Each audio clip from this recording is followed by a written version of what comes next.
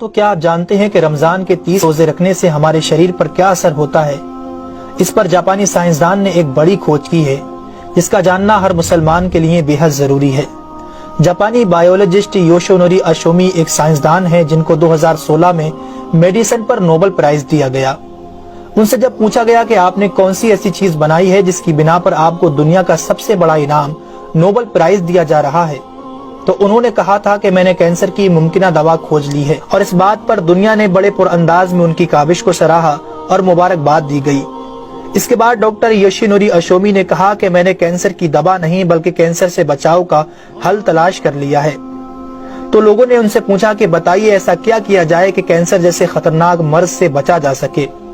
تو انہوں نے کہا کہ جب ہم بھوکا رہتے ہیں تو ہماری باڈی میں موجود غذائیت ختم ہونے لگتی ہے، جس کی وجہ سے جسم بھوک محسوس کرتا ہے۔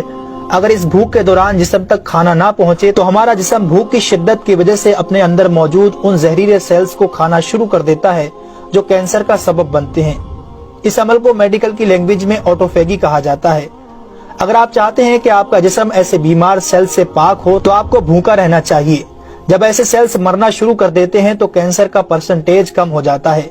اس کے بعد جاپانی سائنسدان سے پوچھا گیا کہ انسان کو سال بھر میں کتنے دن بھوکا رہنا چاہیے کہ اس میں کینسر نہ پایا جائے؟ تو انہوں نے کہا کہ اگر 20 سے 25 دن کم سے کم اور 9 سے 10 گھنٹے بھوکا رہا جائے تو اس کی باڈی ایسے تمام زہریلے سیلز کو کھا جائے گی اور اس میں کینسر نہیں ہوگا۔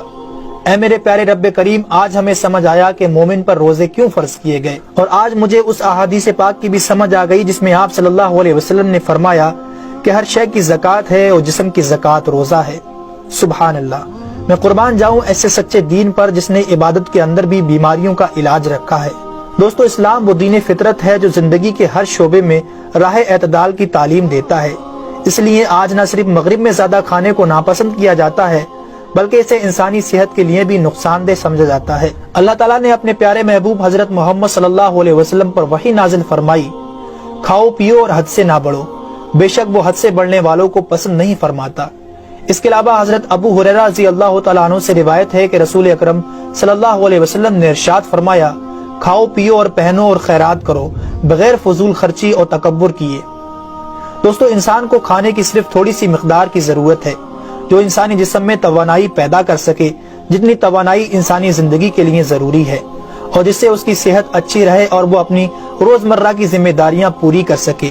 انسانی جسم کو جتنا کھانے کی ضرورت ہے اس سے زیادہ جسم میں داخل ہونے والا کھانا چربی بن جاتا ہے، جس کی وجہ سے انسان کا جسم بڑھ جاتا ہے، اس کی رفتار سست ہو جاتی ہے اور وہ بہت زیادہ تھکن محسوس کرنے لگتا ہے۔ اس کے علاوہ انسانی جسم بہت سے امراض کا شکار بھی ہو جاتا ہے۔ اسی لیے اللہ تعالیٰ نے روزے فرض کیے تاکہ 11 مہینوں کے دوران کھانے پینے کی بے احتیاطی کا ازالہ ہو سکے۔ قرآن پاک میں اللہ تعالیٰ نے روزے رکھنے کا حکم ان الفاظ میں بیان فرمایا ہے، اے ایمان والو، تم پر روزے فرض کیے گئے جیسے کہ تم سے پہلوں پر روزے فرض کیے گئے تھے تاکہ تم پرہیزگار بن جاؤ۔ دوستو، قرآن مجید میں بیمار اور مسافر کے لیے روزے مؤخر کرنے اور جو روزہ نہ رکھ سکے ان کے لیے فدیہ ادا کرنے کا حکم دیا ہے۔ اس کے بعد روزہ رکھنے کی حکمت ان الفاظ میں بیان فرمائی، اور تمہارے لیے روزہ رکھنا ہی بہتر ہے اگر تم جانتے ہو۔ دراصل یہاں یہ بتایا گیا ہے کہ اگر تم موجودہ علم کو سمجھتے ہو تو تمہارے لیے بہتر یہی ہے کہ تم روزے رکھو، کیونکہ روزہ اپنے اندر بے شمار روحانی، نفسیاتی اور طبی فائدوں کو رکھتا ہے۔ روزے کی طبی افادیت کی طرف نہایت مختصر مگر جامع اشارہ نبی اکرم صلی اللہ علیہ وسلم نے ان الفاظوں میں بیان فرمایا، روزے رکھو اور تندرست ہو جاؤ۔ اللہ رب العالمین ہم سب کو اس مہینے میں زیادہ سے زیادہ نیکیاں کرنے اور سارے روزے رکھنے کی توفیق عطا فرمائے، آمین ثم آمین۔ تو کیا آپ جانتے ہیں کہ رمضان کے